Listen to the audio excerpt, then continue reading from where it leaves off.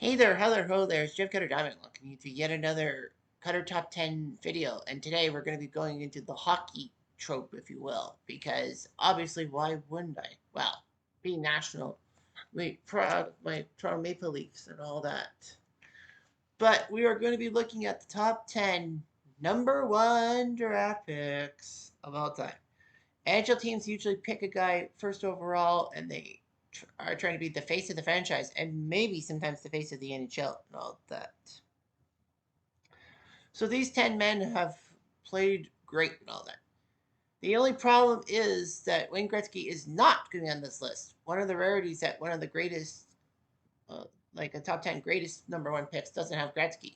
It's not because, Gretzky is a bad player. He ain't.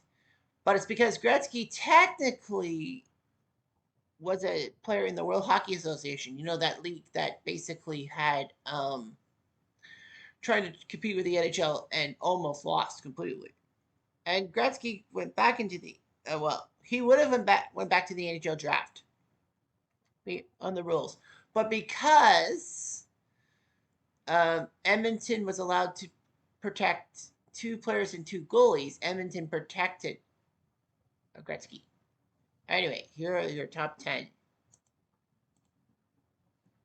And number 10 is Joe Thornton, picked first overall in 1997 by the Boston Bruins. You would think that Joe Thornton as a San Jose Shark, the legendary player. You know him as a Leaf, you know him as a Panther. But people forget that Joe Thornton was a Boston Bruin who basically was given up by Boston because he wasn't doing the job. So in 1997, Joe Thornton played for the Sault Ste. Marie Greyhounds. And then in the draft, Boston, in one of the rarest moments of all time, missed the playoffs. In fact, when Boston missed the playoffs in 1997, it was the first time in nearly 3 decades that they missed the playoffs. People think, oh, Montreal and Toronto have the longest Stanley Cup playoff streak of all time. Nope, it wasn't. It was Boston with 29. And strange as it sounds, that's even more than the Detroit Red Wings. Everyone knows about the Red Wings and their dominance in the 90s and 2000s into the middle 2010s. But that streak for the Red Wings only lasted 24 years. St. Louis had a streak of like 24 years as well, back from 1979 to 2004. But yeah, Boston owned that record, still owns that record. So anyhow, Boston missed the playoffs, but they were the number one draft pick thanks to the draft lottery, and they picked Joe Thornton, hoping he would help out. He was quietly okay, but he was not the superstar Boston was hoping for. After some underrated performances, the Bruins had enough. They traded his ass to San Jose for the one of Marco Sturm. It blew up in Boston's face because Joe Thornton was a great star for the San Jose Sharks, who didn't really have much of a legacy, except for choking in the playoffs when it needed the most. San Jose hit the jackpot. He was paired up Jonathan Cheechoo and Patrick Marleau, and the Sharks were now a very dangerous team. Thornton would actually make history as the first player traded with in season to win the Hart Trophy for MVP. It bit Boston in the ass. Okay, yeah, Boston won the Stanley Cup in 2011, and the fact is Joe Thornton never won the Stanley Cup. But at the time, it really looked like Boston had basically shit the bed, and that Joe Thornton just needed a change of scenery. I agree. Number 9 is Patty Kane. For me, Patty Kane will always be a great player and all that. So the fact of the matter is that he was drafted first overall by the Chicago Blackhawks in 2007. His junior team, the much hated London Knights. Sorry, it's my one spit per list thing. And yes, he's the only one to play for those said London Knights. Sorry, but as a Kitchener Rangers fan and a guy living in Kitchener, I have to spit. It's my duty when someone says London Knights. So anyway, yeah, Patrick Kane played for the London Knights, and he was part of the 2005 Memorial Cup winning team when the lockout basically made junior hockey more popular. Heidi Kane did his job. Coming over from the U.S. to the Canadian Hockey League was bad enough. And then Chicago needed some help. They had drafted Jonathan Toews earlier in their regime. Chicago was a wasteland by 2007. Bill Wirtz was one of the cheapest owners in NHL history. Chicago couldn't even have home games broadcast by WGN because they feared that it was going to ruin the bottom line. Bill died, and then Rocky Wirtz took over. Well, Rocky Wirtz is dead too. But Rocky Wirtz brought a better culture to the Chicago Blackhawks. It's amazing how owner's death actually works. It's like Toronto when Ballard died. Steve Stavro, as penny pinching as he brought Toronto back into prominence and had a lot of the alumni like Sittler and Keon try to help out with the franchise. So Chicago, after Bill Wirtz's death, Rocky basically made some amends with some of the alumni. The games were broadcast live. It was perfect. But Patrick Kane also was the big thing. Alongside Johnny Toews, he was a massive legend and all that. Who could forget his penchant for overtime goals in Chicago? Not just the 2010 Cup winner, but a few other ones too. One to sink the LA Kings, if memory serves me right. But yeah, Patrick Kane was instrumental in all that. He would go on to other teams like the Rangers and the Red Wings. But yeah, he's still a Chicago icon. The Red, White, and Black Monsters icon. Number 8 is Austin Matthews. Yep, number 34 in your program. You may be thinking, you're putting him that low? You love Austin Matthews. Sure, I do, but the fact is that, he's 10 years into a career where a lot of the other guys have spent way more time, like 15 years. Austin Matthews was the number 1 pick taken overall from the U.S. development team by the Toronto Maple Leafs. The 2016 draft was going to be full of people wanting Austin Matthews. And the Leafs just sucked. They really sucked. And anyway, they sucked. They were the number 1 draft pick. I was like, well, maybe the Leafs were tanking. I mean, why would you put Garrett Sparks in the final game of the season? I know your season's over, but Garrett Sparks?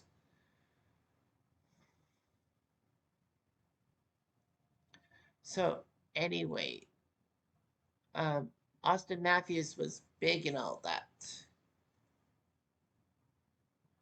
So, Toronto hit the jackpot, especially on opening day when he scored 4 goals for the Leafs against the Ottawa Senators, including that one goal in which he lost the puck but then casually picked it up and dipped over a couple of Ottawa defensemen. In typical Leafs fashion, that was not good enough as the Leafs lost that game 5-4 in overtime. But Matthews, in his inaugural season, got to the playoffs. Something Leaf fans have not missed since 2016. The Leafs have been to every playoff since 2016. And right now we have the longest playoff streak in the NHL currently. But Austin Matthews was wonderful. He's now the all-time goal-scoring leader in Leafs history. And, well, speaking of that, that's who I ranked at number 7, and that's Matt Sundin. Picked first overall by the Quebec Nordiques in 1989 from Sweden. Matt Sundin was a Swedish hockey icon, and Quebec did something that no team ever wanted to touch with a 10-foot pole or an 8-foot Croat. Ba-dum-bum. Draft a guy from Europe first overall. 1989 had some great draft moments. If you're a Leaf fan, you hate that draft because the Leafs had 3 first-round picks and none of them worked out. Well, Scott Fordham did play 1,000 games in the NHL. They were all from the Belleville Bulls. Why the fuck would the Leafs spend their time and energy with 3 first-round picks from the same freaking junior team and they all sucked? You know what? That's what I'm saying. Anyway, Matt Sundin first overall to the Nordiques. Quebec was a floundering team and all that. He was decent. He was good. He had a breakout 100-point season for the Nordiques in 1993 when they finally remembered they were an NHL team, not a Western Hockey League team, if you will. Blah, blah, blah. Sundin was expandable by 1994. He couldn't get a contract through, and the Nordiques decided to trade him, thinking that they needed a better future. So they traded him to the Toronto Maple Leafs in one of the biggest trades that Leaf fans were crying over at first, because Wendell Clark was sent to Toronto. First round picks also went the other way, but anyhow, Sundin was a Leaf. The Leaf fans would have to be wooed because they lost Wendell Clark, the heart and soul of the team, despite his injuries. Anyway, Matt Sundin proved his worth, became the first European captain in Leafs history. I wish Barry Salming was the first one, but no. But Sundin did his job with class and grace. In fact, he was so loyal to the Leafs that for a few years he rejected waiving his trade clause. He want he refused to waive his no trade clause and be traded to a contender. He would spend 1 year with Vancouver, which was forgettable except for when he skunked the Leafs in his return. Matt Sundin was just fantastic. Number 6 is Denny Potvin for the New York Islanders in 1973. I can't remember which junior team Denny played for, but the fact is that the New York Islanders had the number 1 pick in 1973 because of their shit inaugural season.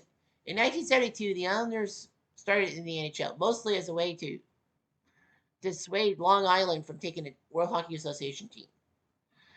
So the Islanders were pretty crappy. And people forget that the Islanders did not have Al Arbor behind the bench. Everyone knows how instrumental Al Arbor was, but he wasn't on across the bench the first season. Just this past week, Phil Goyette passed away, and yes, he was the first coach in New York Islander history. But the fact is that the Islanders had the number 1 pick in 1973, and everyone agreed that Denny Potvin was the number 1 pick. I think he went to Ottawa. I think he was out of Ottawa 67. Yeah. Montreal was so desperate because, Danny Potvin was a product of Quebec. They decided to they said they would trade 5 NHL players to the Islanders to get the number 1 pick. The Islanders told them to fuck off. Bill Torrey and Al Arbor were having none of it. So anyway, Dennis Potvin was a legend and all that. The Islanders used him first overall, and it worked. He became one of the most respected defensemen after Orr retired. It was him who was doing the yeoman's work, and that was before Paul Coffey, Kitchener. But the fact is that Dennis Potvin was just amazing. Yes, he was a pain in the ass, but he was a pain in the ass that actually worked out for the Islanders and their Cup dynasty of the 1980s. Number 5 is Connor McDavid from the Edmonton Oilers, 2015 as a member of the Erie Otters. Connor McDavid was tearing up in junior hockey with the Erie Otters. And I know what some of you are thinking. Erie doesn't have a Canadian major junior team. They do. There are some cities in the U.S. that have major junior teams. In Ontario, it's Plymouth, Flint. Sorry, not Plymouth. No, Flint, Saginaw, and Erie. So 3 American franchises in the OHL.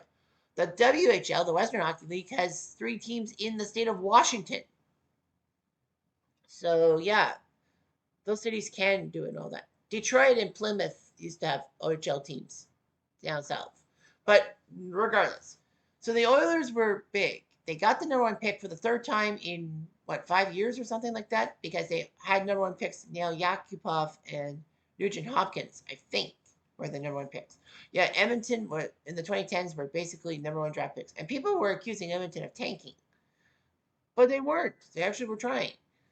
What's even more shitty is that Buffalo was highly tanking. The fans cheered when they lost a game in overtime and booed them when they won. But Buffalo got bit in the draft lottery. Edmonton took the spot, and what might have been for Buffalo fans. Maybe Buffalo wins a couple of playoff series. Somewhere, the playoffs. Somewhere the Sabres haven't been since 2011. Hell, I was working at Sellers, of all places, the last time the Sabres went to the playoffs. And Sellers closed down in 2013.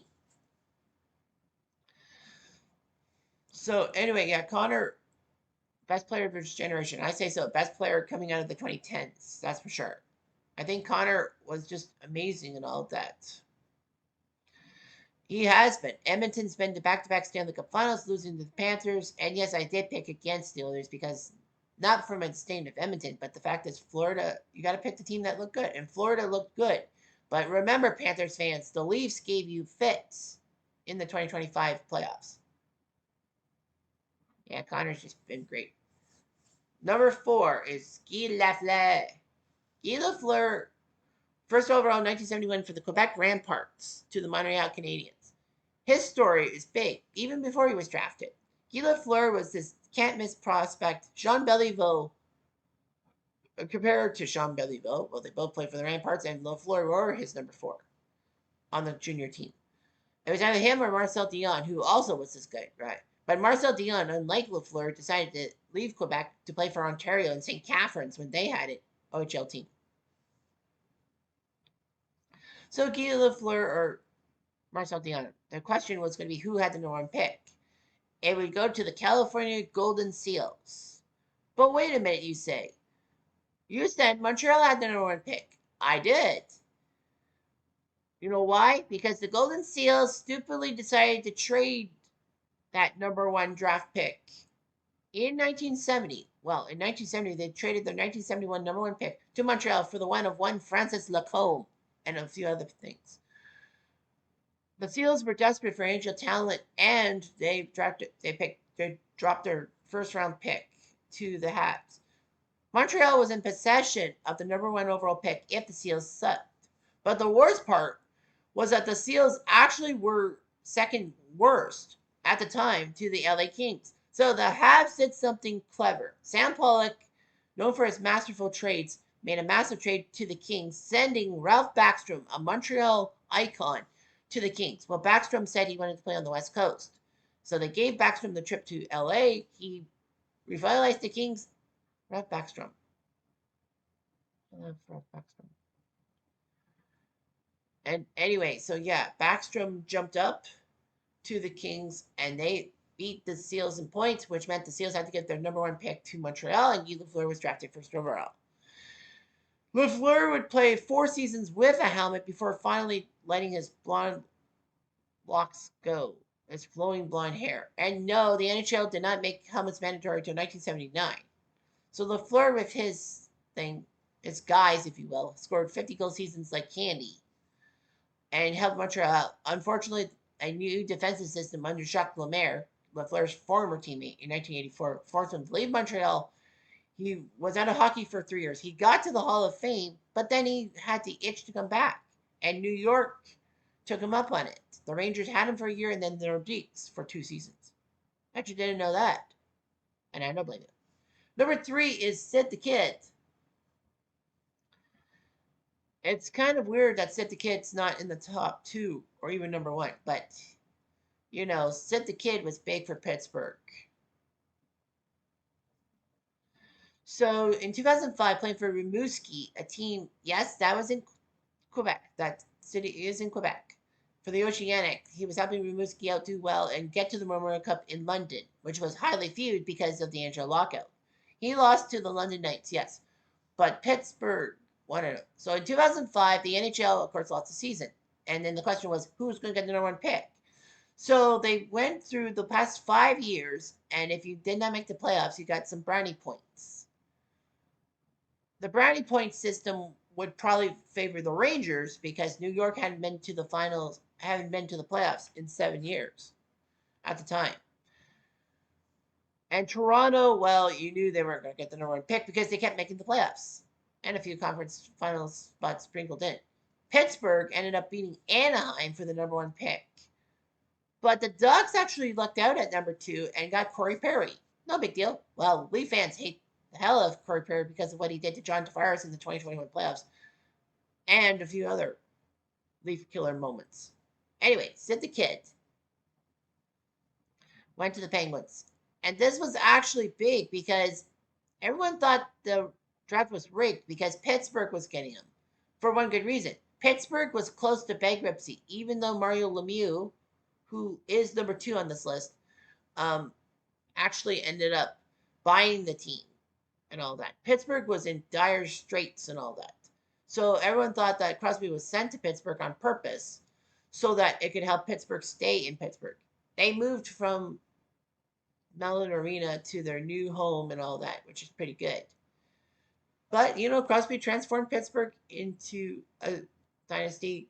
Two Stanley Cup champions in the chips in the 2010s helped out. He was good. The only problem is Crosby was accident prone. He had a few seasons in which his career was hurt by concussions, including the Winter Classic against Steckel and the Washington Capitals. And he's still going. I know that. As I said, number 2 was Mario Lemieux. Mario, yeah, Pittsburgh drafted him first overall from the Laval Voisins from Laval, Quebec. Pittsburgh was really close to bankruptcy. Many times in the 70s, everyone thought Pittsburgh would be moved, like transferred to another city. But nope, not so much. But Pittsburgh in 1984, it was desperation time. Mario Lemieux was tearing up the Quebec Major Junior League. So much so that even though he played for the World Juniors and all that for Canada, he still didn't miss a beat. So good old Mario Lemieux was on the list. And then, Mario was a great player for the Pittsburgh Penguins. So yeah, you gotta love Mario Lemieux. He was big. And, he had a good junior career, but he refused to don the Pittsburgh jersey at the draft ceremony, which was actually weird because this was the first time the draft was live. CBC would broadcast the first round live, and Pittsburgh was unhappy that Lemieux refused to wear the Penguins jersey and all that. But there was contract negotiations. He did get what he wanted, so thankfully there was no holdup. And within 20 seconds of his first NHL shift, he scored a goal on Boston's Pete Peters. He helped Pittsburgh out. It worked out. They became also rans to Stanley Cup champs in 1991 and 92. He was talented and all that. Injuries would hurt him. That kind of led to his retirement early in his career. He came back in 2000 after 3 years away from the game, mostly because Pittsburgh was in financial bath. Mario helped Pittsburgh out. In 2001, they actually got to the conference finals against Buffalo. And that was huge. Mario became the owner of the Penguins, still is the owner to this day, and it looks good.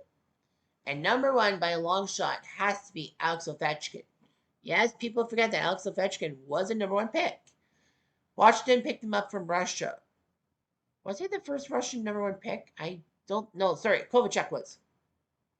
But yeah, Ovi was his generational talent, and Washington managed to get him in the NHL draft. So Washington drafted him. He would have to wait another year before he got to the NHL because of this lockout. He definitely would have won the 2005 Calder Trophy, and then maybe Crosby would have won the 2006 version. Ovechkin wowed in his rookie campaign, a pretty good campaign in which he scored one of the goals of the year in Phoenix. He slid on the ice and then somehow, still prone on the ice, he managed to flip his stick around and shoot the puck past Brian Boucher. And it was just amazing. Even Darren Pang, who was doing Coyotes broadcasts, said, "Holy jumping, what a play." So anyway, that was Ovi's best goal, I think, ever. And, he was, unlike Crosby, he wasn't injury prone and all that. And yes, he is the all-time goal-scoring leader now. To my chagrin, of course, because I always wanted Wayne Gretzky. But what can you do? So anyway, those are 10 of the greatest number 1 draft picks of all time, and there'll be more videos coming soon. Anyway, I'm Jeff Diamond. I do.